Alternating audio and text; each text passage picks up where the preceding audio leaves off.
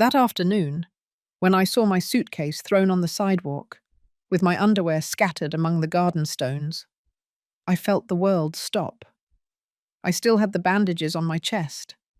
I could feel the gauze sticking to my skin with every breath. The surgery had been just 4 days ago. 4 days where I hadn't slept well, where every movement reminded me that my body was vulnerable, broken, trying to heal. The taxi that had brought me from the hospital was still there, the engine running. The driver looked at me through the rearview mirror, uncomfortable, not knowing whether he should leave or stay. I didn't know what to do either. I held onto the car door handle, feeling my legs tremble. The afternoon sun hit me directly in the face, and the heat made the sweat mix with the tears I could no longer hold back. Then I saw her, standing in the doorway of my house. My house. The house where I had raised my children, where I had prepared thousands of meals, where I had mourned the death of my husband. There she was, with her arms crossed and a look I had never seen on her face. That house is not an assisted living facility, and I'm not a babysitter. Her voice echoed throughout the street. The neighbours came out to their windows. Mrs. Charlotte, who lived across the street, peeked out with a look of horror. I felt the shame rise up my neck, hot, heavy. My daughter-in-law. Megan. The woman who had entered my family like another daughter, whom I had welcomed with open arms, whom I had taught my grandmother's recipes, with whom I had shared entire afternoons drinking iced tea while planning my grandchildren's birthday parties. That same woman now looked at me as if I were a stranger. Worse yet, as if I were a burden. I tried to speak. I opened my mouth, but the words wouldn't come out. The pain in my chest intensified, as if my own body was punishing me for not defending myself. My hands were shaking so much that I had to hold onto the car to keep from falling. The driver rolled down the window. "Ma'am, are you okay? Do you want me to call someone?" I didn't know what to tell him. Who was I going to call? My son, Robert, was at work. My friends lived far away. My sister had died 3 years ago. I was alone, completely alone, in front of the house that had been my refuge for 40 years. Megan took a step forward, still with that hard, cold expression. "You heard me, Eleanor. I can't be taking care of you as if you were my responsibility. I have my own children, my job, my life. If you wanted someone to take care of you, you should have thought about that before." Before what? I wanted to ask her. Before I got sick? Before I needed help? Before I believed that family was something more than a name? But I stayed quiet, because at that moment I understood something terrible. The silence that I had kept for so long, thinking it was love, thinking it was patience, had actually been fear. Fear of bothering. Fear of being seen as a burden. Fear of losing my son's affection if I said what I really felt. And now, that silence had left me voiceless when I needed it most. My name is Eleanor Nelson. I am 68 years old, and at that moment, standing on the sidewalk of my own house, with my body aching and my heart shattered, I learned that there are situations in life where God pushes us to the limit, not to break us, but to show us who is truly on our side. What happened just minutes later changed everything, because sometimes, when we least expect it, justice arrives. And it doesn't always come from where we imagine. Sometimes we trust the wrong people too much. Have you also been disappointed by someone you loved? Tell me your story in the comments. I want to read them. There are days when I can still smell the brewed coffee that I used to make every morning in that house. It was my sacred ritual. I would get up at 6 o'clock in the morning when the sun was just beginning to peek through the kitchen curtains and put the coffee maker on the stove. Cinnamon, brown sugar, and those coffee beans I bought at Mr. Johnson's market. The aroma would fill the whole house, and it was as if it woke up not only the family, but also the memories. My husband, Michael, and I built that house more than 40 years ago, brick by brick, dream by dream. When we got married, we had nothing but love and the desire to get ahead. Michael worked at a shoe factory, double shifts, triple shifts. I sewed clothes for the neighbours, embroidered napkins, did whatever was necessary. We saved for 10 years to buy the land, and another 5 to put up the walls. I remember the day we put the last shingle on the roof. Michael carried me in his arms and crossed the threshold, as if it were our second wedding. The children ran all over the house, shouting with excitement. Robert was just 8 years old, and my daughter Lucy was 6. "Mum, is this house really ours? Is no one going to kick us out?" Robert asked me with those big eyes, full of hope. "Yes, my love, this house is ours, and here we are going to be happy forever." And we were. For many years, we were.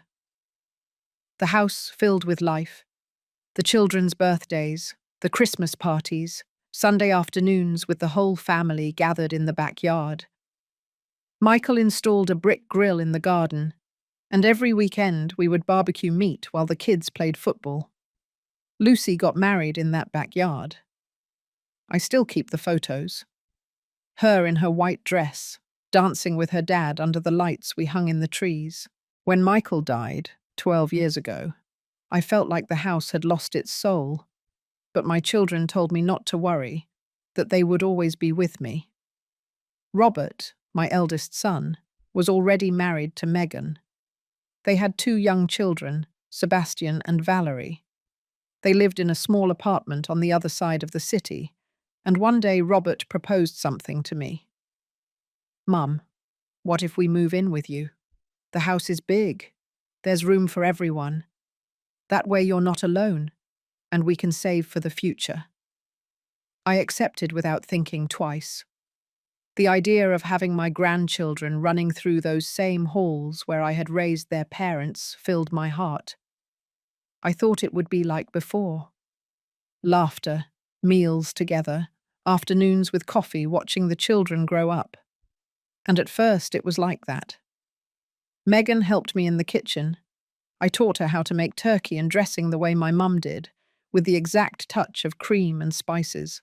She taught me how to use the cell phone for video calls, because Lucy lived in Dallas, Texas, and that way we could talk more often. On Sundays, I would make barbecue chicken, and after eating, we would all sit in the living room to watch movies. Sebastian would curl up on my lap, and Valerie would ask me to tell her stories from when her dad was a kid. "Is it true that Grandpa chased him with a flip-flop because he broke the window playing ball?" Valerie would ask, dying of laughter. "True, and your dad ran so fast that Grandpa got tired, and in the end, they laughed together." Those moments made me feel useful. They made me feel loved. But little by little, without me realizing it, things started to change. First, it was small details. Megan no longer asked for my opinion on cooking. If I suggested something, she would smile and say, "Oh, mother-in-law, but that's not how it's done anymore." And she would do things her own way. Then she started moving my things around, the photos on the bookcase, the decorations in the living room, even the coffee maker where I made my coffee. "I need space, Eleanor. This house is full of old junk." Old junk. That's what she called the memories of my life. I tried not to get upset. I kept repeating to myself that daughters-in-law always want to put their touch on the house, that it was normal, that I should be understanding. Then she stopped telling me when they were going out. I would come home from the market and the house would be empty, without a note, without a message. Once I prepared macaroni and cheese for everyone, I was in the kitchen all day and no one came home for dinner. I ended up eating alone in front of the television, watching the food get cold on the plates. When Robert arrived that night, late, I asked him where they had been. We went out to eat with Megan's parents, Mum. It was her mum's birthday. Son, but you could have let me know. I made macaroni and cheese. Oh, Mum, don't be like that. You're always so sensitive. Sensitive. That word hurt me more than he ever knew. But I kept quiet, because I thought complaining was being bothersome, because I thought a good mother should understand, give in, adapt, because I believed that true love was invisible, silent, without demanding anything in return. I didn't know that silence would cost me much more than I imagined. The first time I felt that this house was no longer mine was on a Tuesday afternoon. I had gone to the doctor for a routine checkup. Nothing serious, just the checkups that women my age have. When I returned, I found two men loading my furniture into a truck. My favorite armchair, that blue armchair where Michael read the newspaper every afternoon, where I sat to knit while watching TV shows, where I had rocked my grandchildren when they were babies. Wait! What are you doing? I shouted, dropping my purse at the entrance. Megan came out of the house with a calm smile, as if nothing strange was happening. Oh, Eleanor, good thing you arrived. Look, we needed more space in the living room, so I sold some old furniture. It didn't match the new decor anymore. I was paralyzed. You sold my armchair? It was the house's, wasn't it? She said, shrugging. Besides, it was very worn out. With what I got, I bought that modern bookcase that's in the corner. Have you seen it? It looks beautiful. The men kept loading. I saw them also take the coffee table, which Michael had made with his own hands, the lamp we had bought on our 15th anniversary, the mirror with the gold frame that had belonged to my mother. Megan, those things have sentimental value to me. Oh, mother-in-law, but we can't live in a museum. We have to renovate, modernize. Besides, you always say that material things aren't what's important, right? She used my own words against me. I stood there, watching pieces of my history being taken away. And I didn't know what to say. Because technically it was everyone's house, right? They lived there. Robert paid for some utilities, and I was just the mum who was in the way. That night I waited for Robert to come home from work. I needed to talk to him. I needed him to understand what had happened. Son, I need to talk to you. Tell me, Mum, he replied as he took off his shoes, exhausted. Megan sold my furniture today. Your dad's armchair, the table he made. Oh, yeah, he commented. The living room looks really good, doesn't it? It looks more spacious. But Robert, that furniture was important to me. They are memories of your dad. My son sighed. That sigh that people use when they feel you are exaggerating. Mum, I understand it's hard for you, but Megan is right. The house needed renovating. We can't stay stuck in the past. Dad is gone, and life goes on. I felt as if he had slapped me. Life goes on, I repeated, my voice trembling. Is it that easy for you to erase your father's memories? I'm not erasing anything, but I'm also not going to turn this house into a sanctuary. Megan lives here too. She has the right to feel comfortable. And I don't? Robert looked at me with weariness. Mum, please don't start. I had a really hard day at work. I don't want to come home and have to deal with drama. Drama. My pain was drama to him. I went to my room without saying anything else. I sat on the edge of my bed and looked at the photographs I had on my dresser. Michael smiling at our wedding, the little children in the garden, the house when it was still ours. That night I cried in silence with the door closed so no one would hear me, because I realized something terrible. When we let others decide for us, when we keep quiet for fear of bothering, we begin to disappear. Little by little, without realizing it, we become invisible in our own lives. The next day, things got worse. Megan changed the lock on the front door without telling me.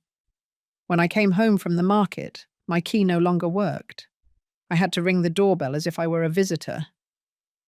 I gave the spare key to a neighbor and she never returned it, Megan explained, handing me a new key. It's better to change everything for safety. But I knew the truth. It was her way of telling me that the house no longer belonged to me in the same way. The children also started to change with me. Sebastian no longer sought me out to tell him stories. Valerie looked at me with pity, as if she knew her mum was treating me badly, but didn't dare to say anything. One afternoon, while I was preparing dinner, I heard Megan talking on the phone with her mum. "Yes, Mum. I know. It's exhausting. She's always here, always giving her opinion on everything. I can't even move a piece of furniture without her getting sentimental. No, Robert doesn't say anything. He always defends her. But I swear that as soon as we can, we are going to, well, we'll see." She stopped when she saw me standing in the doorway. "Do you need something, Eleanor?" she asked with a false smile. "No, nothing." I went back to the kitchen with a broken heart. "We are going to—" What? Kick me out? Put me in an assisted living facility? Get rid of me like they got rid of the old furniture? That night, lying in bed, staring at the ceiling, I understood that I had crossed a point of no return. The house I had built with so much love no longer felt like a home. I felt like an uncomfortable tenant, tolerated out of charity. But what I didn't know yet was that the worst was still to come. While I'm telling all this, I'm thinking about where you might be listening to me. Write the name of your city in the comments. After that conversation I overheard, I decided that the best way to keep the peace was to become invisible. If Megan wanted to change the decor, I didn't say anything. If she changed the menu I had planned for the week, I smiled and nodded. If the children no longer looked for me because their mum kept them busy with activities outside the house, I pretended it didn't hurt. I became a shadow in my own house. I started getting up earlier to make breakfast before Megan came downstairs, so she didn't have to deal with me in the kitchen. I washed my own clothes at night, when everyone was asleep, so as not to be in the way. I bought my own things at the market and kept them in a corner of the refrigerator that she had assigned to me, as if I were a roommate in a shared apartment. One morning, Sebastian came down for breakfast and saw me preparing pancakes. "Grandma, can you make me some?" he asked me with that 8-year-old boy face that still melted my heart. "Of course, my love, with syrup, right?" "Yes." I was flipping the pancakes when Megan walked into the kitchen. Her expression changed immediately. "Sebastian, I already told you not to eat those things. They're fattening and full of sugar." "But Mum, Grandma makes them really good." "I don't care. I'm going to make you a spinach and banana smoothie. It's much healthier." The boy looked down, defeated. I turned off the stove without saying a word and left the pancakes on the plate.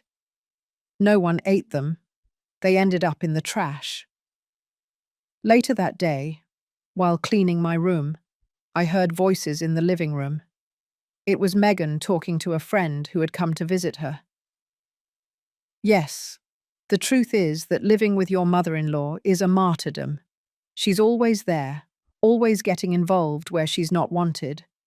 The other day she wanted to teach me how to make rice, can you imagine? As if I didn't know how to cook." Her friend laughed. "Oh girl, that's tough. But hey, at least you don't pay rent, right?" "Well, yeah, there's that. But sometimes I think I'd rather pay and have my own house, without having to put up with it." I moved away from the door. I felt like I couldn't breathe. That same afternoon, when Robert came home from work, I mustered up the courage and asked him to talk. Son, I feel like things are really tense here at home. Tense? Why? Megan and I don't think we're getting along well. Robert put his cell phone on the table and looked at me with that expression I already knew, exhaustion mixed with annoyance. Mum, what happened now? Nothing specific. It's just that I feel like I'm in the way, that my presence bothers her. And what have you done so that it doesn't bother her? The question froze me. What have I done? Yes, Mum. Have you tried to adapt? Have you respected her space? Because Megan tells me that sometimes you are very nosy, that you have an opinion on everything, that you want to keep running the house as if she didn't exist. I felt as if he had thrown a bucket of cold water on me. I would never. Robert, I just want to help. This is my house. I've been living here for 40 years. It was your house, Mum. Now it's everyone's. And if we want to live in peace, everyone has to compromise, including you. I was speechless. My own son was telling me that I was the problem. Look, he continued in a softer tone, I know it's hard for you, but Megan is making a huge effort. She works, takes care of the children, maintains the house. The least we can do is not pressure her anymore. And what am I? Don't I take care of the children too? Don't I cook? Don't I clean? Yes, but... Oh, Mum, I don't want to fight. Just try to be more understanding, okay? I didn't have dinner that night. I locked myself in my room and cried myself to sleep. The following weeks were worse. Megan stopped talking to me unless it was absolutely necessary. When I walked into a room, she walked out. If I turned on the television in the living room, she turned up the music in her room. The children also started calling me Grandma Eleanor, instead of just Grandma, as if they needed to put my last name to distance themselves. One Sunday, Megan's family came over for a meal. Her parents, her brothers and sisters, her nieces and nephews filled the house with laughter and music. I stayed in my room because no one had invited me out. In the middle of the afternoon, there was a knock on my bedroom door. It was Megan's mum. Eleanor, aren't you going to come down? You're missing the party. I don't want to bother. She walked in and closed the door behind her. She sat on the edge of my bed with a kind, maternal expression. Look, I know what you're going through isn't easy, but let me give you some mother-to-mother advice.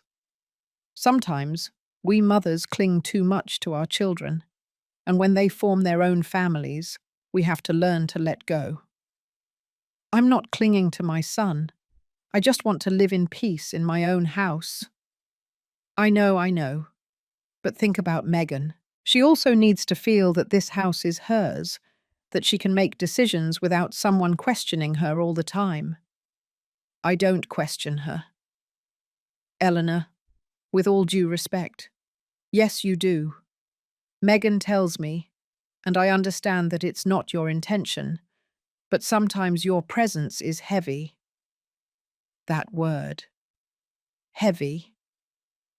My daughter is a strong, hard-working woman, a good mother, but she lives under a lot of pressure, and having her mother-in-law always there, watching, giving her opinion is difficult. Do you understand me? I didn't answer, because I understood perfectly. They were telling me, in the kindest way possible, that I was a nuisance. Why don't you take a vacation? She suggested. You have a daughter in Dallas, right? You could visit her for a couple of months. It would be good for everyone to have a little distance. After she left, I stayed sitting on my bed, looking at the photographs I had on my dresser. At what point had I become the villain in this story? At what point had my mother's love turned into a burden? I started to seriously consider the idea of leaving. Maybe they were right. Maybe my presence was the problem.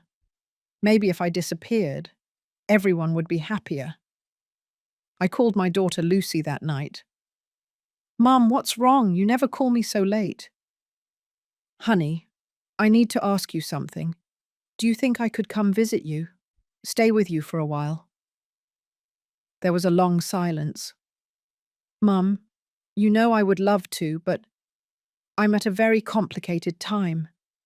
My husband just lost his job. We're looking to move to a cheaper place. It's not a good time." "I understand. Did something happen? Are you okay?" Yes, I just wanted to hear your voice." I hung up before she could hear me crying. I had nowhere to go. I had no escape. So I did the only thing I knew how to do: submit. I stopped using the living room. I stopped cooking unless Megan expressly asked me to. I stopped giving my opinion on anything. I became a ghost that wandered the halls, that ate alone in the kitchen, that spent the afternoons locked in her room, watching TV shows with the volume low so as not to bother anyone. One afternoon, while watering the plants in the garden, the only thing Megan still allowed me to do, I felt a sharp pain in my chest. I sat down on the stone bench, breathing with difficulty. The pain passed after a few minutes, but it left me scared. The next day I went to the doctor without telling anyone. "Mrs. Nelson, we need to run some tests. I need to check your heart thoroughly." The tests showed something worse, a suspicious mass in my chest that required immediate surgery. When I got home with the results, I looked for Robert. "Son, I need to talk to you. It's important." "Tell me, Mum." "I have to have surgery. They found something in the tests. It's a delicate surgery." I saw his face fill with genuine concern. For a moment, I saw my little boy again, the son who hugged me when I had nightmares, who told me I was his superhero. "What did they find? Is it serious?" "They don't know yet. That's why they have to operate, to see what it is." Robert hugged me, and for the first time in months, I felt that I was not alone. "Don't worry, Mum. Everything is going to be fine. We are going to be with you." I told Megan that night during dinner. I expected some empathy, perhaps a gesture of concern. "And when is the surgery?" she asked, without looking up from her plate. "In 2 weeks." Right when I have that work conference. I hope you don't need much help afterwards, because I'm going to be very busy." Robert looked at her, surprised. "Megan, it's serious surgery." "I know, but I have responsibilities too. Besides, that's what the nurses at the hospital are for, right?" I got up from the table without finishing my meal. I didn't want them to see me cry again. The night before the surgery, I packed my suitcase. Comfortable clothes, my medications, a photograph of Michael that I always carried with me. I checked that everything was in order in my room, as if I had a premonition that something was going to change. Robert took me to the hospital early in the morning. Megan stayed home with the children. "I'll be waiting for you when you come out, Mum. Everything is going to be fine." The surgery lasted 4 hours. When I woke up, Robert was there, holding my hand. "How do you feel?" "Aching," I whispered. "The doctor says everything went well, but you have to stay here for a few days for observation." I spent 4 days in the hospital. Robert visited me after work. The children came once, but Megan never showed up. When they finally discharged me, Robert told me he would take me home. "Is Megan preparing my room?" I asked as we got into the car. Robert didn't answer immediately. "Mum, you're going to be fine. You just need to rest." Something in his tone made me nervous. The drive home was silent. Robert drove focused, his hands clenched on the steering wheel. I looked out the window, seeing the streets I knew by heart, feeling that something terrible was about to happen. When we arrived, I saw a taxi parked in front of the house. Strange. Robert got out first and helped me out of the car carefully. Every movement hurt. The bandages on my chest felt tight, and the pain from the surgery was constant, stabbing. Then I saw it, my suitcase, thrown on the sidewalk, and Megan, standing in the doorway of my house, with her arms crossed and a look I will never forget. I still wonder if I did the right thing. And you? What would you have done in my place?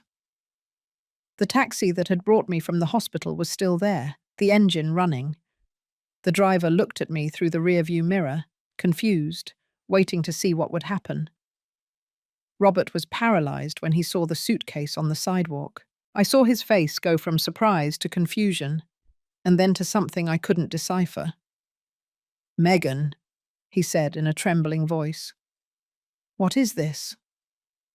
She walked down the entrance steps with firm, determined steps. She was wearing that red blouse that she knew Robert liked. Her hair perfectly styled, impeccable makeup, as if she had prepared for this moment. "It's exactly what it looks like," she replied without looking at me, only at him. "She can't stay here anymore." "What do you mean she can't stay? She just got out of the hospital." "Precisely because of that. She needs care that I can't give her. I have my own children, my job, my life. I'm not going to become your mother's nurse." I was still holding onto the car door, unable to move. The pain in my chest was intense, but the pain in my heart was worse. "What are you talking about?" Robert raised his voice. "She is my mother, and I am your wife. Or did you forget?" Megan took another step toward him, lowering her voice, but with an intensity that chilled my blood. "We've been living in this house for years, Robert. Years putting up with it, giving in, walking on tiptoes so as not to bother your mum. And you know what? I'm tired. I'm tired of feeling like a stranger in my own house, of everything having to be the way she says, the way she wants, the way she dictates. No one has forced you to do anything." "Oh no? And who pays for the electricity? Who pays for the gas, the water, the internet, the food? We do. Your mother doesn't contribute anything more than her complaints and her martyr sighs." Every word was a stab. "That's not true," I tried to say, but my voice came out so weak that no one heard me. "That house is not an assisted living facility, and I'm not a babysitter," Megan shouted. And this time several neighbors looked out their windows. "Either she goes, or I go with the children. You decide." I saw Robert run out of breath, how he looked at his wife, then at me, then back at her, as if he were making calculations, as if he were weighing what suited him best. And at that moment, something inside me broke.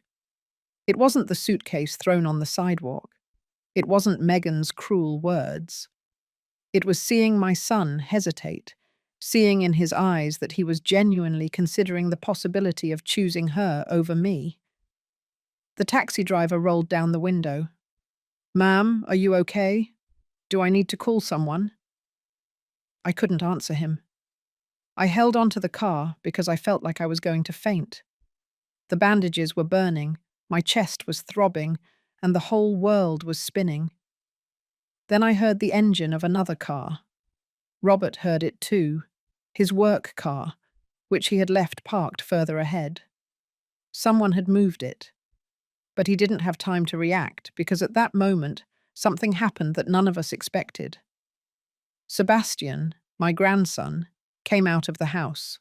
His eyes were red from crying so much. "Dad, don't let her kick Grandma out, please." Megan turned to him furiously. "Sebastian, go inside right now."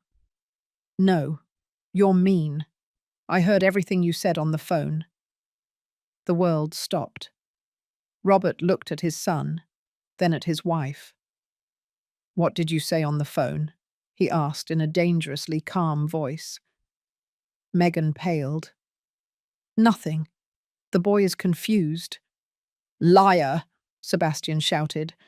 You told your sister that as soon as Grandma had surgery, you were going to kick her out, that it was your perfect opportunity because she would be weak and couldn't defend herself.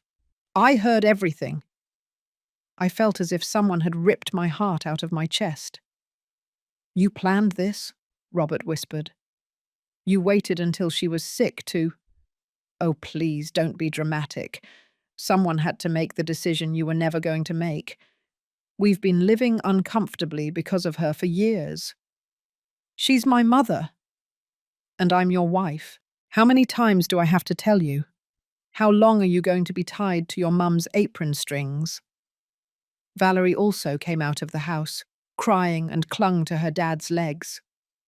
Daddy, don't let Mum be mean to Grandma. Robert was breathing heavily. I saw his hands tremble, how he clenched his fists. And then something happened that I will never forget. My son, that man who had hesitated just seconds before, walked toward me. He took my arm carefully, tenderly, and helped me sit down on the garden bench. Wait here, Mum. I'll be right back. He turned toward Megan, and in his gaze I saw something I hadn't seen in years. Determination. You and I need to talk. Inside. Now. I have nothing to talk about. Inside. The shout made even Megan take a step back. They went into the house. The children stayed with me in the garden. Sebastian sat down next to me and hugged me carefully, trying not to hurt me. I'm sorry, Grandma. I should have told you what I heard sooner, but I was scared. It's not your fault, my love, I whispered, stroking his hair. None of this is your fault. From inside, voices could be heard. Robert was yelling. Megan was yelling louder. Doors slamming could be heard. Something breaking. Mrs. Charlotte, the neighbour across the street, crossed the street and approached me. Eleanor, are you okay? You look very pale. I'm fine, thank you. Do you want me to bring you water? Should I call someone? I shook my head. I just wanted all of this to end. I don't know how much time passed. It could have been 10 minutes or an hour. Time had become strange, thick. Finally, the door opened. Robert came out first. His face was red, his eyes bright. Behind him came Megan, with her arms crossed and an expression of contained fury. My son walked toward me and knelt in front of the bench where I was sitting. He took my hands and looked me in the eyes. Mum, forgive me. Robert. No, let me talk. Forgive me for not having seen what was happening, for not having defended you when I should have, for having allowed them to treat you like this in your own house. Tears rolled down his cheeks. This house is yours. You built it with Dad. And no one, absolutely no one, has the right to kick you out of here. He stood up and turned toward Megan. And what he said next changed everything. Robert stood in front of Megan, with the children still clinging to his legs.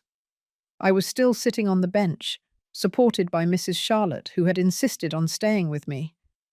The silence was so dense that I could hear my own heart beating. Do you know what the saddest thing about all this is? Robert began, in a voice so calm it was scary. That I believed you. For months, for years. I believed you when you told me that my mum was difficult, that she was nosy, that she didn't respect your space. Megan opened her mouth to speak, but he raised his hand. No, now it's my turn. He took a deep breath, as if gathering strength. I let my own mother feel invisible in her house. I saw her shrink, become a ghost, disappear little by little, and I did nothing, because you convinced me that she was the problem. Robert, I never… Yes, you did. His voice finally exploded. You sold her furniture, the furniture that my dad made with his own hands. You changed the lock so she would feel like she wasn't welcome anymore. You kept her away from the children. You made her feel like a nuisance in her own house. Sebastian was crying silently, hugging me. Valerie looked at her mum with an expression I had never seen on a 6-year-old girl. Disappointment. And the worst part, Robert continued, his voice breaking, is that you waited until she was sick. You waited until she was vulnerable, just out of surgery, with her body aching, to kick her out like she was garbage. Megan took a step toward him. Robert, please understand. I just wanted us to have our own space. We had our own space. We had an apartment. We were the ones who asked to move in here. The silence that followed was deafening. I saw Megan pale, how she searched for words she couldn't find. Did you forget?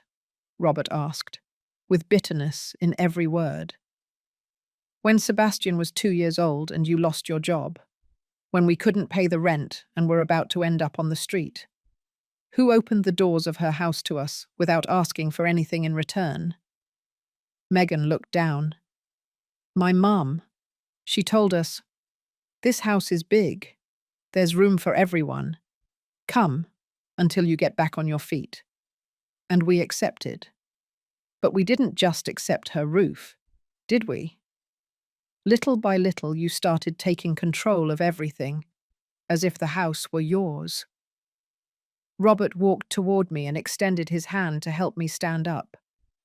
Every movement hurt, but I held onto his arm. And now comes the part you didn't know, Megan.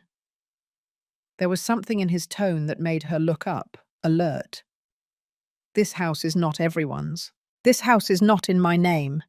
This house is completely paid for and deeded in my mum's name. Eleanor Nelson. The world stopped. Megan looked at me as if seeing me for the first time. What? You heard me. My dad and my mum worked for 15 years to pay for this house. When my dad died, he left everything in my mum's name. I never put a single dollar into this property.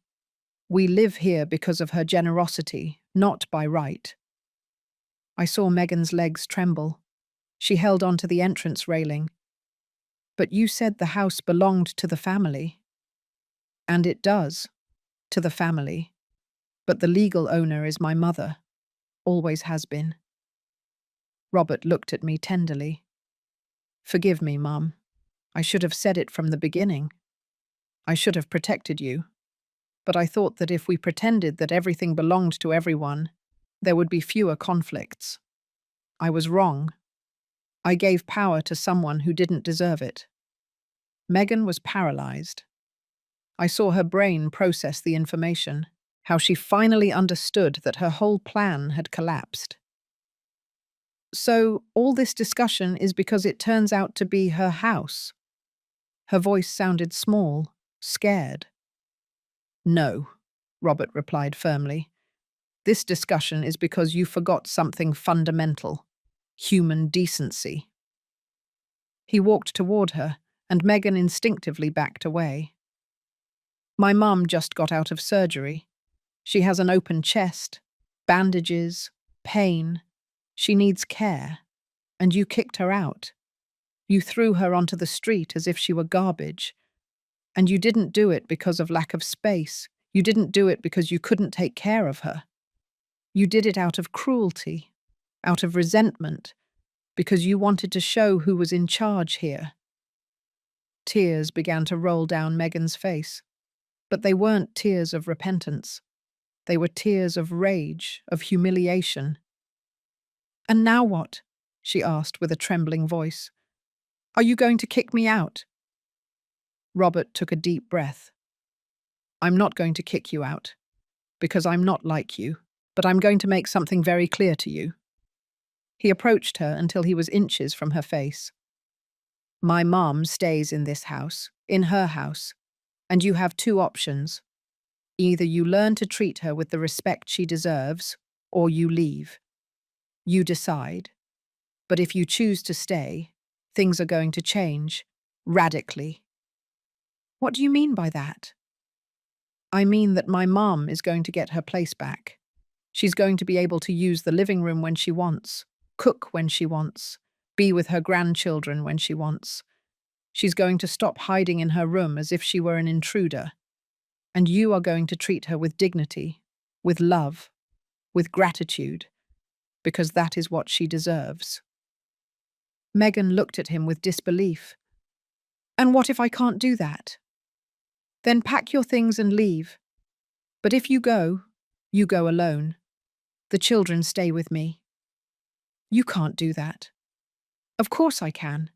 Because we live in my mum's house, not in a place you contributed to, and because my children have just seen how you treat their grandmother, and that is going to mark them forever.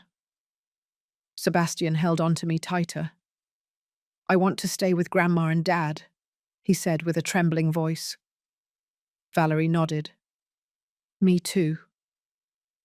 I saw Megan's face crumble, how she understood that she had lost, that her plan had not only failed, but had exploded in her face. She covered her face with her hands and began to sob. But I didn't feel sorry for her, not after everything she had done. Robert turned to me. Mum, let's go inside. You need to rest. He helped me walk toward the house. When we passed Megan, she looked up. Her eyes were red, swollen. Eleanor, I stopped. I looked her in the eyes. I don't want your apologies, Megan, because they don't come from the heart. They come from fear, the fear of losing what was never yours. You wanted power. You wanted control. And to get it, you trampled a woman who had opened the doors of her house and her heart to you. That is not forgiven with words. It is forgiven with actions. Robert guided me inside. The children followed us, one on each side. Mrs. Charlotte picked up my suitcase from the sidewalk. I'll bring this in for you, Eleanor. And if you need anything, I'll be here. Thank you, Charlotte. When we entered the house, everything looked the same, but everything felt different, as if the walls themselves had witnessed the truth and were now breathing a sigh of relief. Robert took me to my room and helped me lie down. Rest, Mum. I'll take care of everything. And Megan, that's her decision. If she wants to stay, she'll have to change. If she can't, she can leave. But you are not going to suffer anymore. I promise. I closed my eyes, feeling the weight of months of pain, humiliation, and silence finally lifting from my shoulders. Outside in the living room, I heard Megan picking up some things. I heard her steps, her contained crying. I heard Robert talking to the children, calmly explaining what had happened. And for the first time in a long time, I felt something I had forgotten. Peace. But the story didn't end there, because the consequences of our actions, good or bad, always come. And what happened to Megan in the following months was something that neither she nor I expected. Life has its own way of serving justice. The following days were strange, tense, like walking on broken glass. Megan didn't leave that night. She went up to her room, locked the door, and didn't come down until the next day. When she finally appeared in the kitchen, it was late morning. I was sitting at the table, drinking the brewed coffee that Robert had prepared for me. She walked in with swollen eyes, disheveled hair, still in her pajamas. She saw me and stopped abruptly, as if she didn't know if she could enter or not. "Good morning," I said in a neutral voice. "Good morning," she replied barely, with a thread of a voice. She made coffee in silence. Her hands trembled as she poured the water. I watched her without saying anything, wondering what was going through her head. Finally, she sat down at the table, on the other side. There were 3 empty chairs between us, but it felt like an abyss. "Eleanor, I she began, but her voice broke. I waited. I wasn't going to make things easy for her.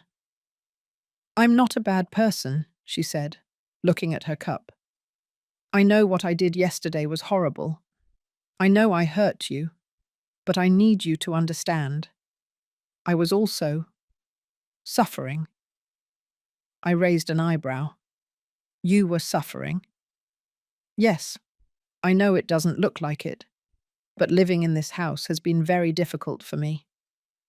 I took a sip of my coffee, letting her continue.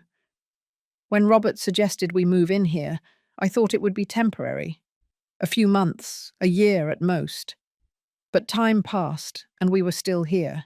And every time I wanted to do something, change something, decorate something, I felt like I was invading your space, as if everything had to go through your approval first. I never asked you for that. I know, but that's how I felt.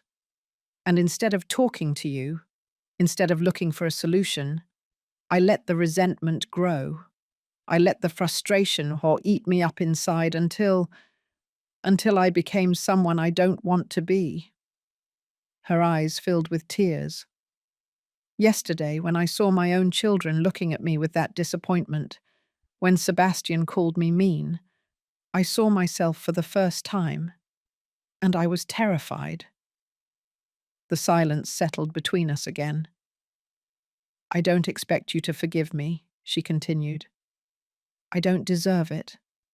But I want you to know that I'm going to try to change. I don't know if I can, but I'm going to try. For my children, and because Robert is right, I forgot human decency. I looked at her for a long time.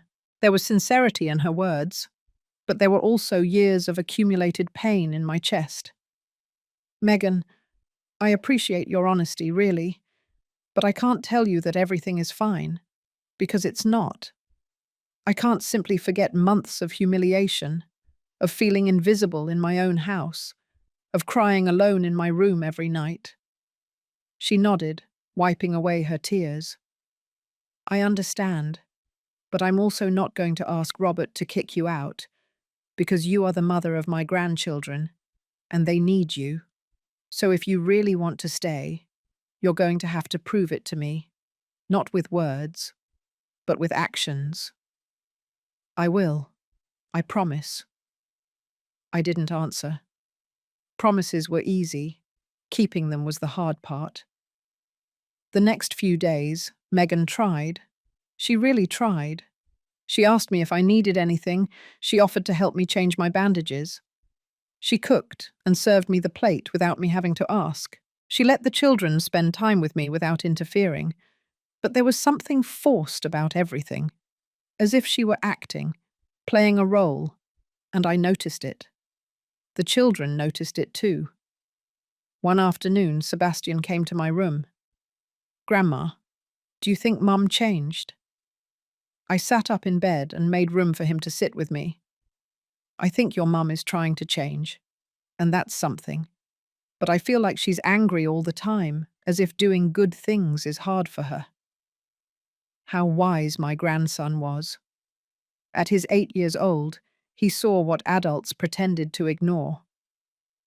Sometimes, my love, changing is difficult, especially when we have to admit we were wrong. Your mom is making an effort, and we have to recognize that. But true change takes time, and if she doesn't change, then we'll have to make other decisions. The problem came 2 weeks later. I was getting better. They had already removed my bandages. The pain had decreased. I could move more easily. One afternoon, I decided to cook, too. It had been so long since I had prepared a complete meal for the whole family. I made turkey and dressing, the one Robert had liked since he was a child, mashed potatoes, green bean casserole, and even homemade sweet tea. I set the table nicely with the tablecloth my mum had given me on my wedding day. When Robert came home from work and saw the set table, his eyes lit up. Mum, this smells delicious. Are you feeling better? Much better, son. I wanted to do something special for everyone. The children ran down when they smelled the food. They sat down excitedly, all talking at once about their day at school.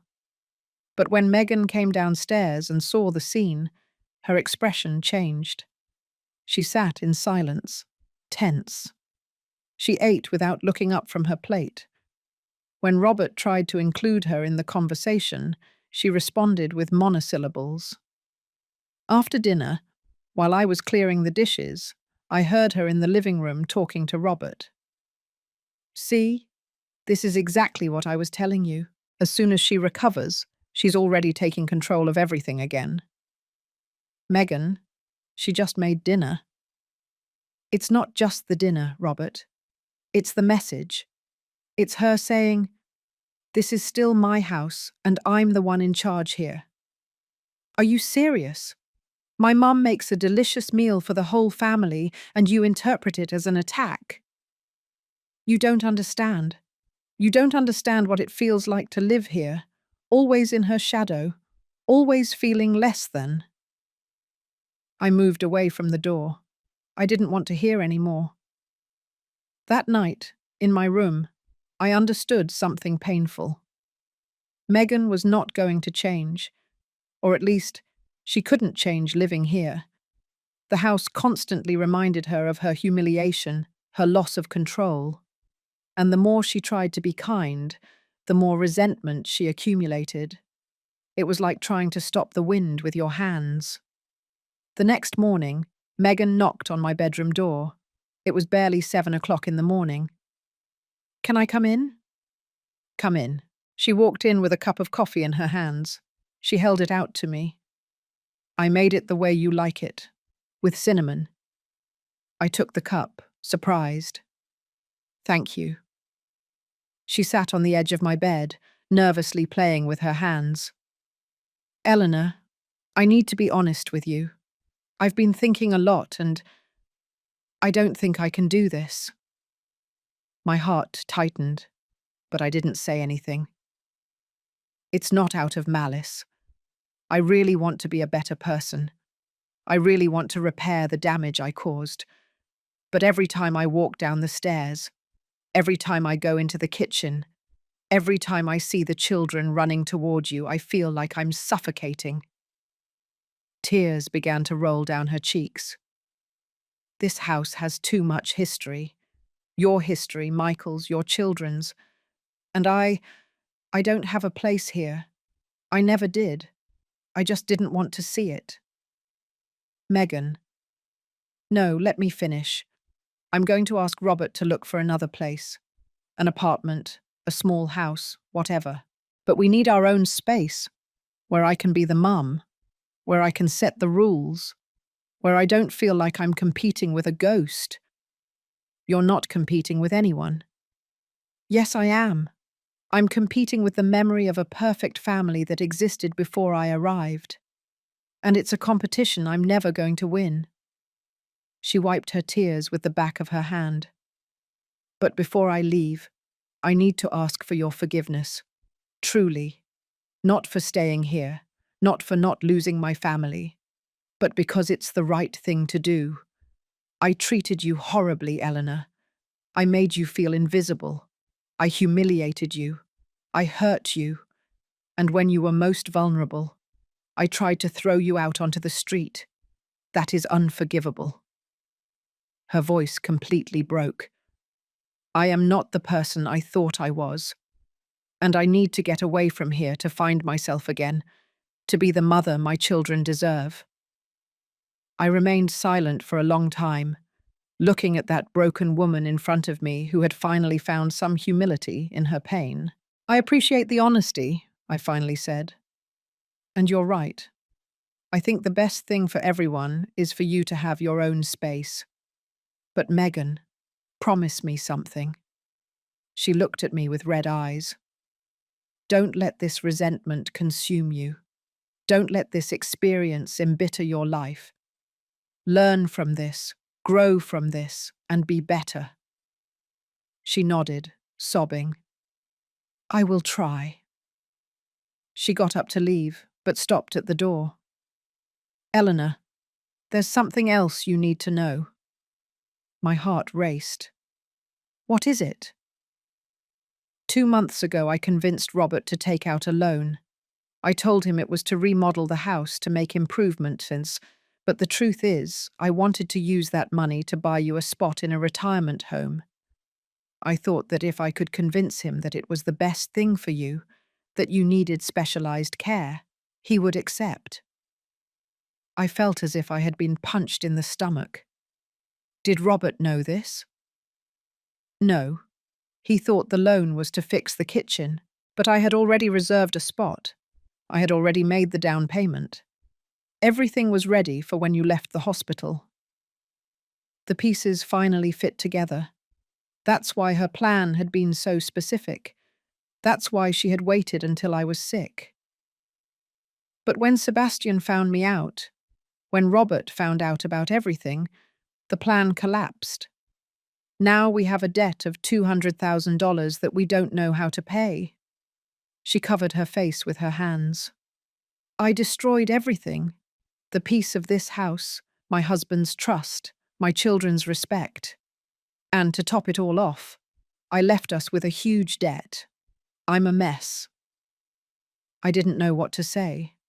The magnitude of her deception was greater than I had imagined. Megan left my room, leaving me with that revelation that burned inside me. That same day, Robert rented a small apartment on the other side of the city. In 2 weeks, they packed their things and left. The day they moved out, the children cried. Sebastian hugged me tightly. I'm going to miss you, Grandma. Me too, my love.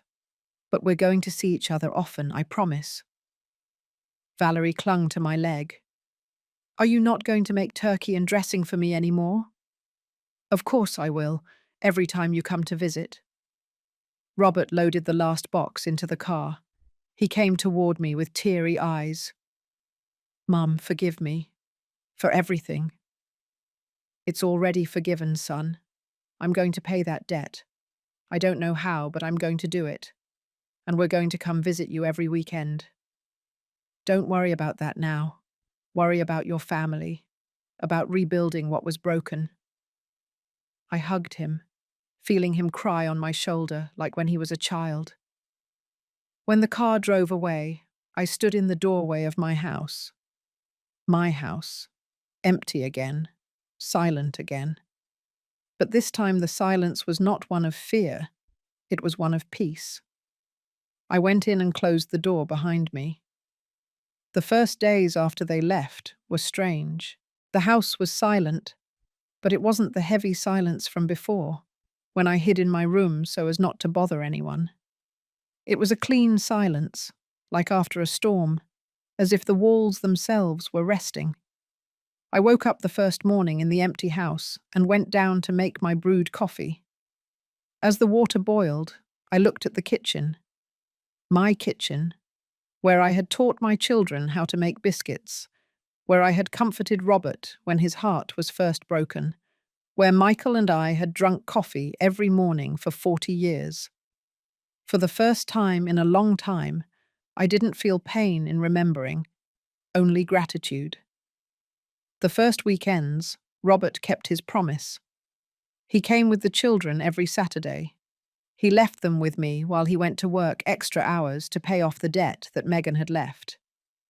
Mom, it's going to take me about 2 years to finish paying this off, he confessed one day, his head in his hands. 2 years of working double shifts, of not being able to give the children everything they need. You're going to make it, son. You're strong. Sometimes I wonder how I could have been so blind, how I let everything go so far. I sat next to him in the living room, holding his hand. Love blinds us, Robert, and you loved your wife. There's nothing wrong with that. But I let her hurt my own mother. And you are here now. That's what matters. A month after they moved out, I received a call from the bank. It was about a loan Michael had when he was alive, a small loan he had taken out to fix the roof of the house. With Michael's death, that loan had been frozen.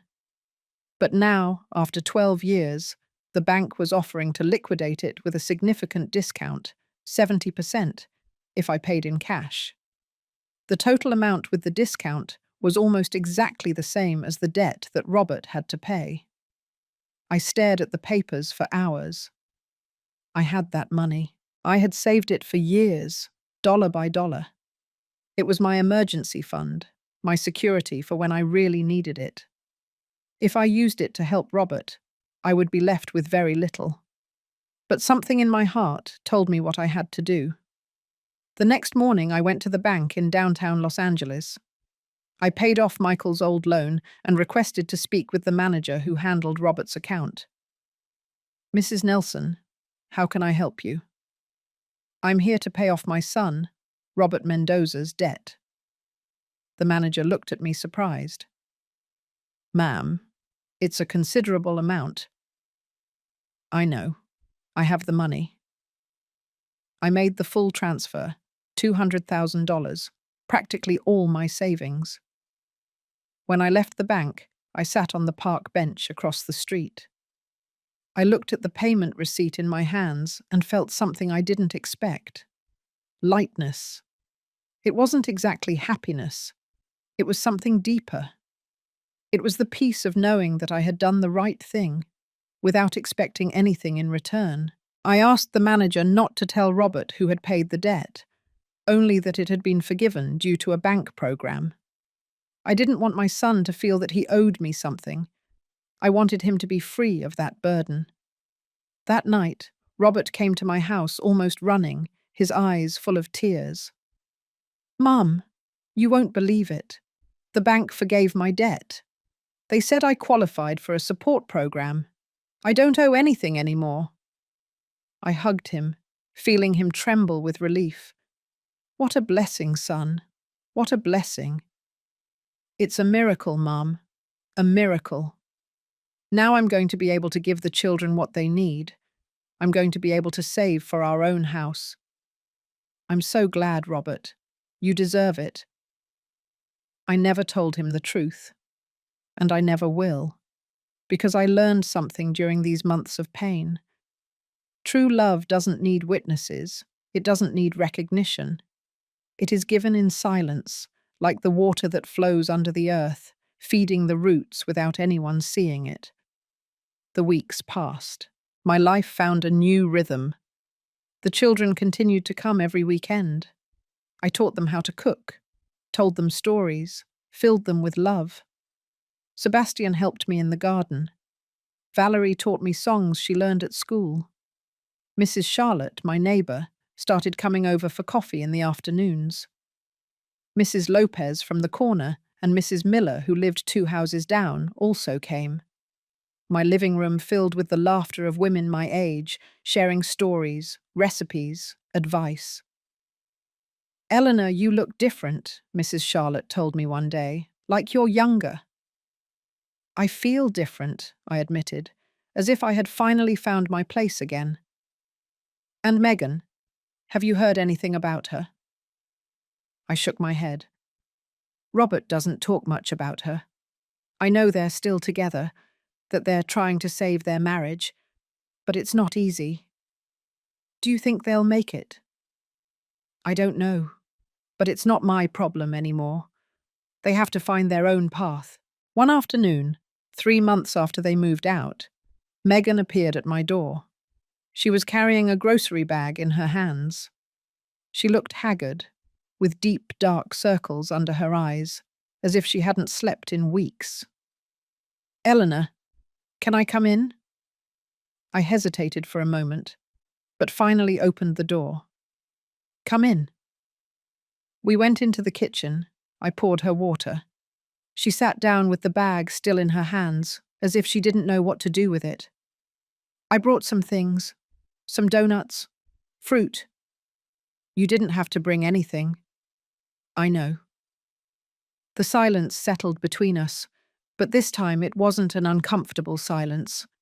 It was a silence of 2 women who had gone through a war and were now on the other side. "How are the children?" I asked. "Fine. They ask about you a lot.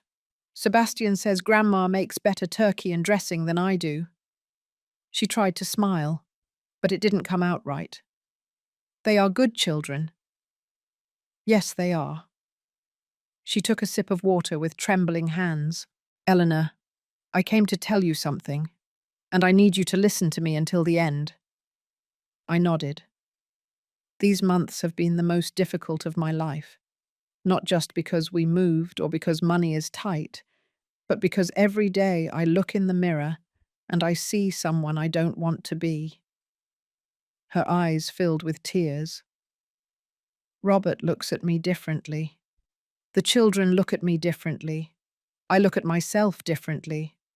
And the worst part is that I know I deserved it, that everything I'm suffering is a consequence of what I caused. Megan. No, let me finish. I've been seeing a therapist who is helping me understand why I did what I did. And the truth is painful. She wiped her tears with the back of her hand. I grew up in a family where my mum was always the second best. My dad treated her badly, made her feel less than, and she let him. And I swore that when I got married, I was going to be the one in charge. I was going to be the one who controlled things. No one was going to trample me like they trampled my mum. She took a deep breath. But in that process, I became what I hated most. I became the person who tramples others. And the person I trampled was you, a woman who only wanted to love her family in peace. Tears were running freely down her face now. I don't expect you to forgive me. I know I don't deserve it. But I needed you to know that I'm sorry. I really am sorry. And that I'm going to spend the rest of my life trying to be better. Not for you to accept me again, but for me, so I can look at myself in the mirror without feeling disgusted. I remained silent for a long time, looking at her, seeing that broken woman, humiliated by her own actions, carrying the weight of her mistakes. And at that moment, I understood something fundamental. Megan, do you know what the difference is between a good person and a bad person? She shook her head. A bad person does harm and doesn't care. A good person does harm, realizes it, and changes. You are choosing to change. That already makes you better than you were. Her eyes widened, surprised. Do you really believe that?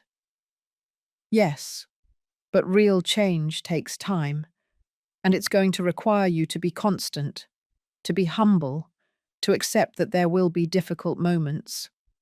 Are you willing to do that work? Yes, I am. Then I'm going to ask you for something, anything. Be good to my son. Be good to my grandchildren.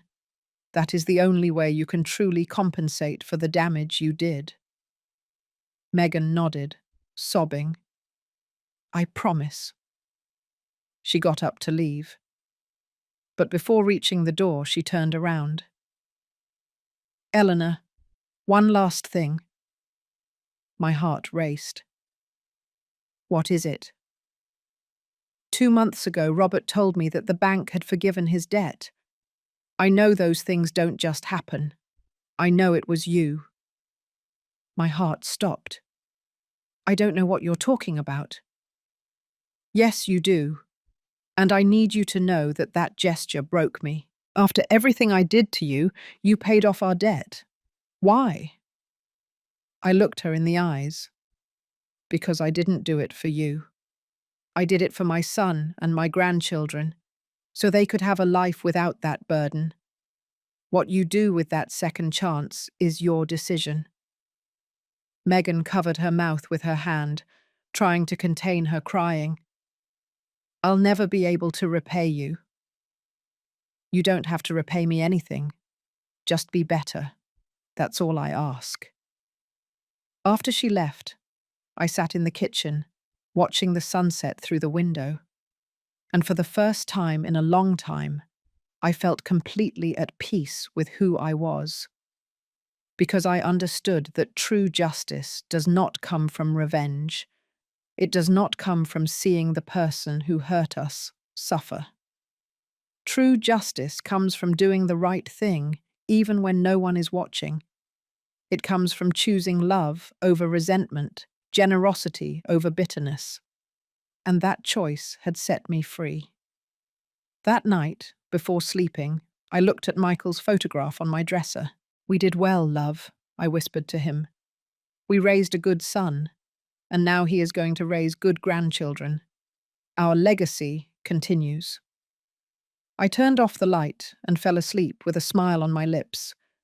But what I didn't know was that life still had one last lesson to teach me, a lesson about how the universe, in mysterious ways, always collects what is owed. 6 months passed since that conversation with Megan in my kitchen. The children continued to come every weekend. Robert looked better and better, calmer, as if he had finally found a balance. But when I asked him about Megan, he quickly changed the subject. "She's fine, Mum. Working hard." But I noticed something in his voice, a sadness that couldn't be hidden. One afternoon in March, Mrs. Charlotte came over for coffee with a worried expression. "Eleanor, I need to tell you something, but I don't know if I should." "What's wrong?" "I saw your daughter-in-law the other day. She was at the supermarket alone, and I swear I didn't recognize her at first. She looks bad, really bad." My heart tightened. Bad how? Haggard, with messy hair, and she was crying while she was waiting in line at the checkout. People were looking at her, but she didn't even notice. I didn't know what to say. "I followed her outside," Charlotte continued. "I couldn't help it. I asked her if she was okay, and she just looked at me with those empty eyes and said, 'Nothing is okay, Mom. Nothing.' I couldn't sleep that night. As much as I had suffered because of Megan, I couldn't help but feel compassion, because I recognized that emptiness in her gaze. I had had it too. The next time Robert came over, I confronted him directly. "Son, what's going on with Megan?" Robert sighed deeply and collapsed onto the couch. "I don't even know where to start, Mum." "Start at the beginning." He rubbed his face with his hands, exhausted. After everything that happened, Megan started going to therapy. At first it seemed like it was helping her, but about 3 months ago something changed. She started isolating herself. She quit her job. She quit her job? Yes. She said she couldn't concentrate, that her co-workers were looking at her strangely, that she felt like everyone was talking about her. I told her they were her imagination, but she was convinced. Robert stared into space. Then she started having panic attacks. She would lock herself in the bathroom for hours. The children would knock on the door asking for her, and she would only cry on the other side. Sebastian asked me if Mum was sick. I didn't know how to answer him. "And you didn't look for help? A psychiatrist?" "I tried, but she refuses. She says the medication will turn her into a zombie, that she can do it on her own. But she can't, Mum. She gets worse every day." I saw tears in my son's eyes. Her family distanced themselves from her. When her mum found out about everything she had done to me, the debt, how she treated you, she stopped talking to her. Her sisters, too. They say Megan was always problematic, but that this was the last straw. Oh, son. And the worst part is that she knows it. She knows she's alone. She knows she burned all her bridges, and that is consuming her inside. Robert looked at me with desperation. "I don't know what to do, Mum. The children suffer seeing her like this. I suffer seeing her like this. But when I try to help her, she rejects me. She tells me that I don't deserve to carry her burden, that I'm too good for someone like her." "Do you still love her?" "I don't know. Sometimes I think I do. Other times I think I just feel sorry for her, and I feel awful for thinking that." I hugged him, feeling him tremble. Give it time, son. Sometimes people need to hit rock bottom before they can climb up. But deep down, I knew Megan had already hit rock bottom, and she was sinking further. 2 weeks later, I received a call from Sebastian.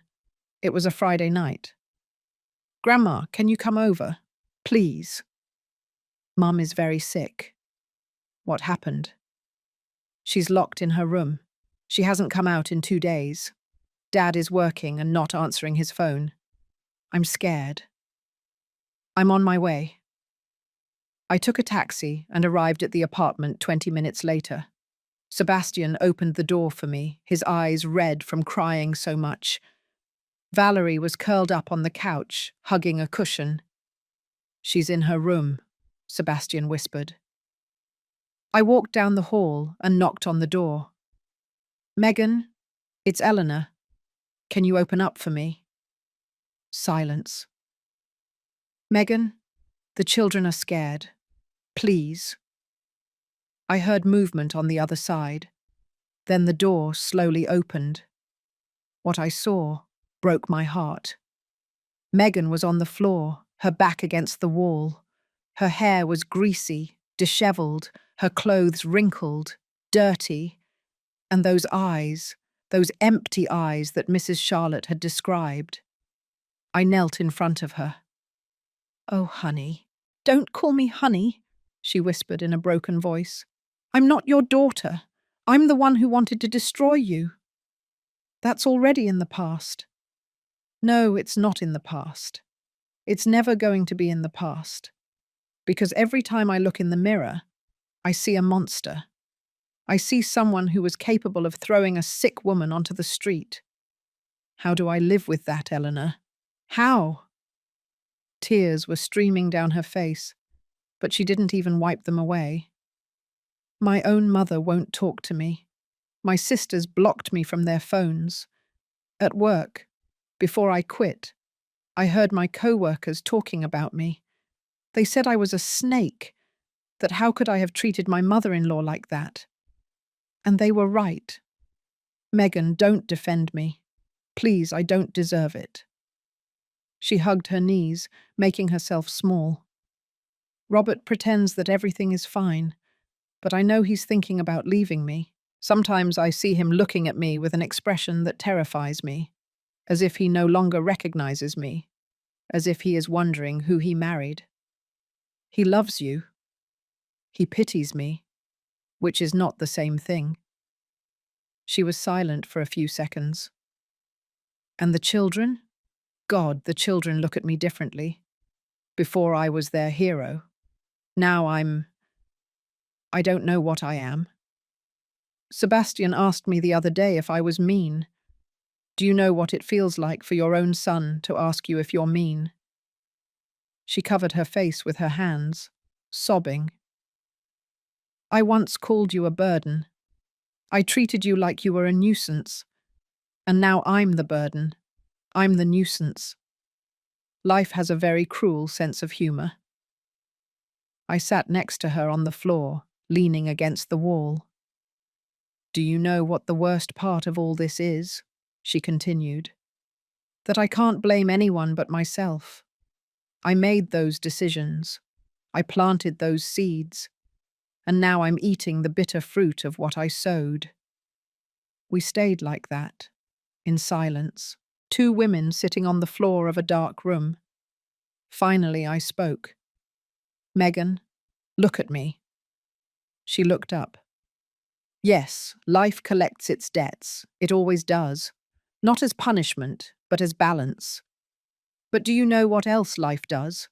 It gives you opportunities to start over, if you allow it. It's too late for me. No, as long as you are breathing, it's not too late. But you made terrible mistakes. Yes. And what are you going to do now? Are you going to stay here, sinking into your guilt, destroying the little you have left? Or are you going to get up and fight for your family?"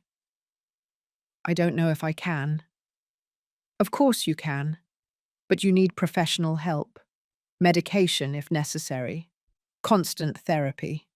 And above all, you need to forgive yourself. How do I forgive myself? How? By being better every day, by showing your children that their mum made mistakes, but that she is capable of changing, of growing, of being brave. Megan looked at me with those empty eyes, looking for something to hold on to. Do you think Robert can ever see me like he did before? I don't know, but I know that if you stay like this, he definitely won't. The only way to get anything back is by fighting for it. I got up with difficulty and held out my hand. Come, let's get you up. Let's get you showered, get you something to eat. And tomorrow we're going to find a psychiatrist. She hesitated. Why are you helping me? After everything? Because those children in the living room need their mum. And because, believe it or not, I was also a broken woman once. And someone held out their hand to me when I needed it most. Megan took my hand and stood up, stumbling. I helped her get to the bathroom. I gave her clean clothes. While she was showering, I went into the living room with the children. Is Mum going to be okay, Grandma? Valerie asked in a scared little voice. Yes, my love. She's going to be okay. She just needs help. And we're all going to help her. Sebastian hugged me tightly. Thank you for coming, Grandma. I will always come when you need me. When Megan came out of the bathroom, she looked a little better. Still with those tired eyes, but at least clean. I sat with her in the kitchen while she ate some soup I prepared. Eleanor, there's something you need to know, she said quietly. Tell me. 2 weeks ago, I went to the hospital. I was having such a bad panic attack that I thought I was going to die. Robert was working. The children were at school. I called an Uber and went alone. She took a sip of water. They left me alone in a waiting room for hours, sitting in that cold chair, watching doctors and nurses walk by who didn't even look at me.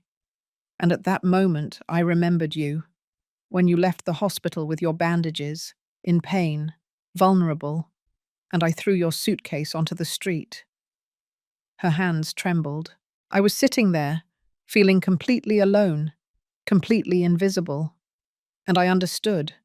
I understood exactly how I had made you feel. Not with words, not with ideas. I felt it in my own flesh. Tears rolled down her cheeks. Life always collects its debts, doesn't it? And I paid mine by feeling exactly the same as I made you feel. I didn't say anything. I just took her hand. Now I understand why people talk about karma, she continued. It's not divine punishment. It's simply the natural consequence of our actions. I planted cruelty and I harvested loneliness. It's as simple and as painful as that. She finished her soup in silence. Do you really think I can get out of this? She finally asked me. Yes, but it's going to hurt. It's going to require hard work, brutal honesty with yourself, and a lot of patience. Are you willing? Megan took a deep breath. Yes, for my children, for Robert, and for me, because I don't want to be this person anymore. That night I stayed in the apartment until Robert arrived. I explained everything to him. He hugged me, grateful. Thank you, Mum, for being a better person than any of us deserve. It's not about deserving, son. It's about choosing love, always. When I left, I looked back and saw Megan in the window, no longer with that empty gaze, but with something that dangerously resembled hope. And I understood that true justice is not seeing the person who hurt us suffer. It is seeing how life teaches them the lessons they needed to learn, and being there to offer them a hand when they are finally ready to get up. Because that is what makes us human. That is what makes us wise. And that wisdom no one can take away from me. 8 months have passed since that night in Megan's apartment. It's a November morning, and I'm sitting in my kitchen preparing my brewed coffee. The aroma of the cinnamon and the brown sugar fills the house, and while I wait for it to boil, I look out the window at the garden that Michael and I planted so many years ago.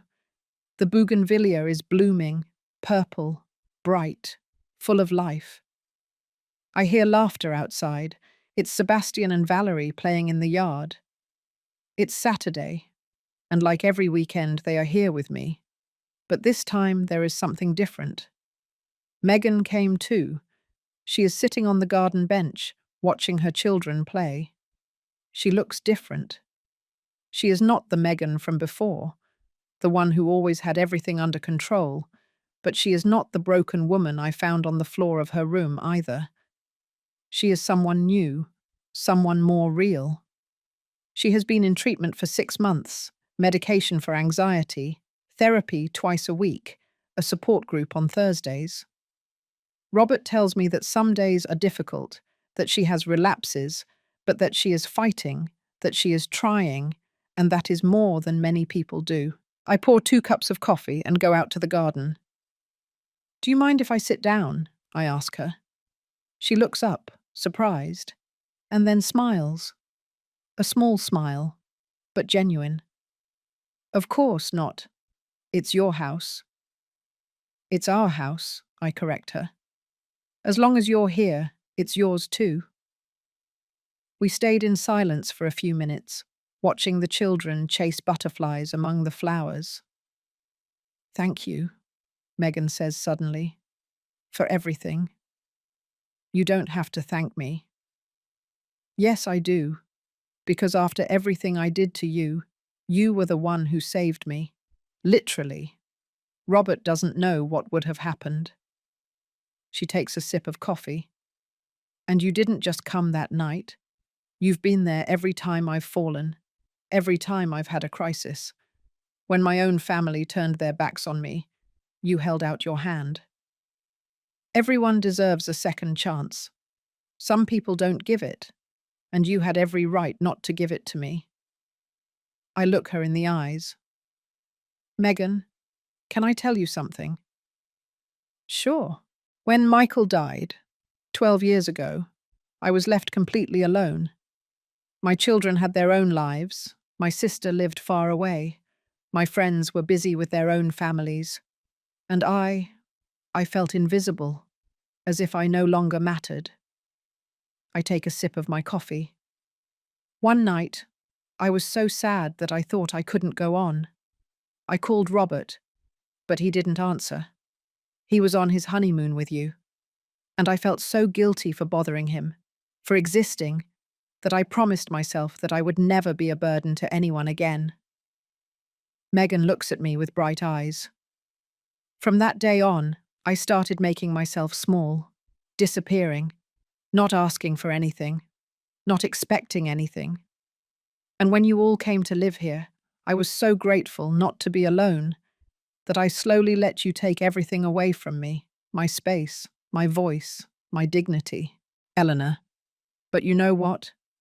What you did to me, even though it was painful, taught me something I had forgotten, that I also matter, that my life has value, that I don't have to make myself invisible to be loved."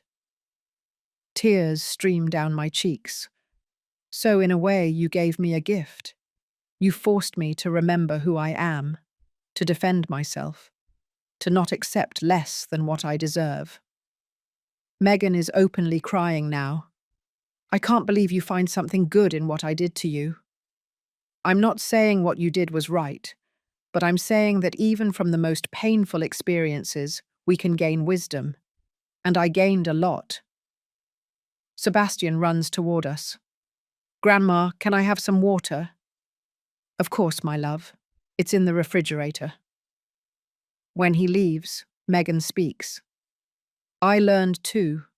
I learned that control is not power, that cruelty does not make you strong, that you can win all the battles and still lose the war." She looks up at the sky. "And I learned that life always collects what is owed. I made you feel invisible, and life made me feel exactly the same. I threw you out onto the street when you were vulnerable, and life threw me to the floor when I was broken. Karma is not a punishment. It's a teacher, a very tough teacher, but necessary, because now I understand things I didn't understand before. Now I value things I took for granted before, like my family, like the kindness of a woman who had every right to hate me and chose to love me instead. We stayed in silence, drinking our coffee, watching the bougainvillea move with the wind. Robert comes out of the house with a bag of donuts. "Does anyone want glazed donuts?"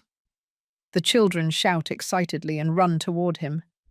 Megan smiles, watching them, a tired smile, but full of love. "I'm going to help them," she says, getting up. When she walks away, Robert sits next to me.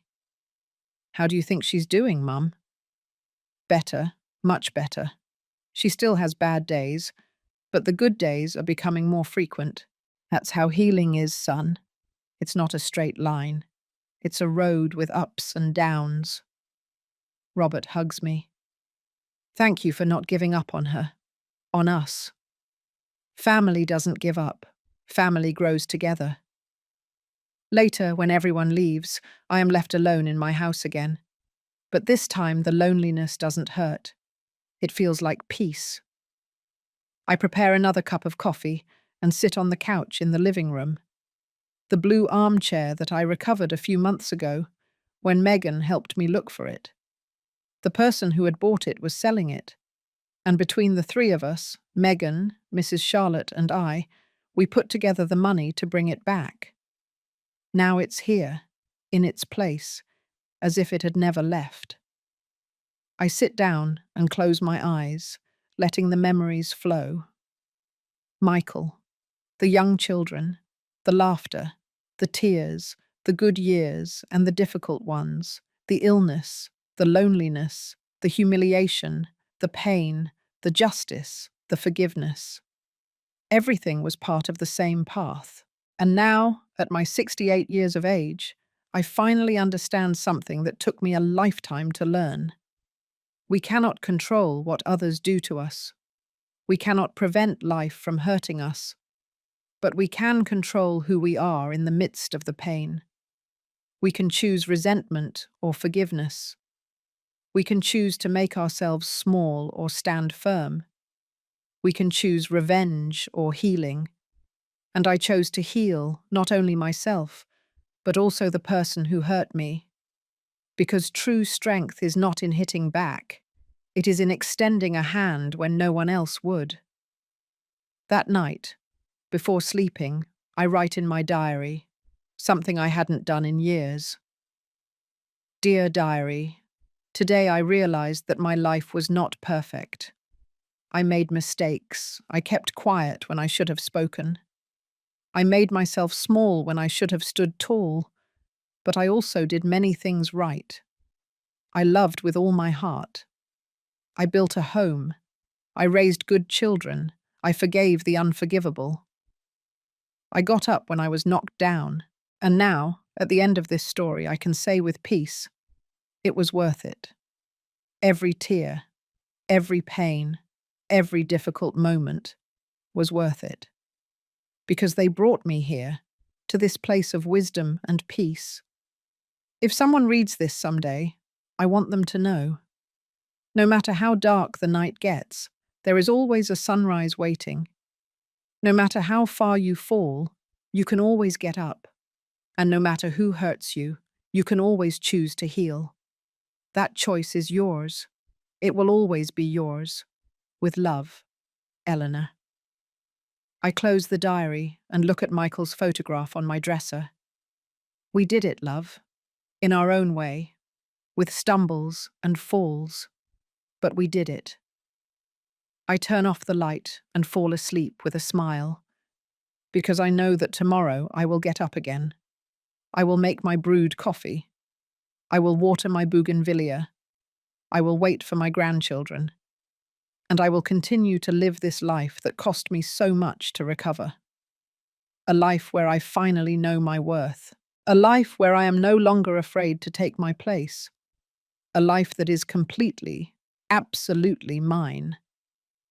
If my story helped a single woman open her eyes, find her voice, remember her worth, then every moment of pain will have been worth it.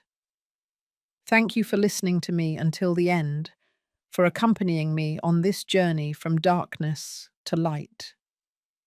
If this story touched your heart, subscribe and turn on the notification bell to hear more stories of women who transformed their pain into wisdom.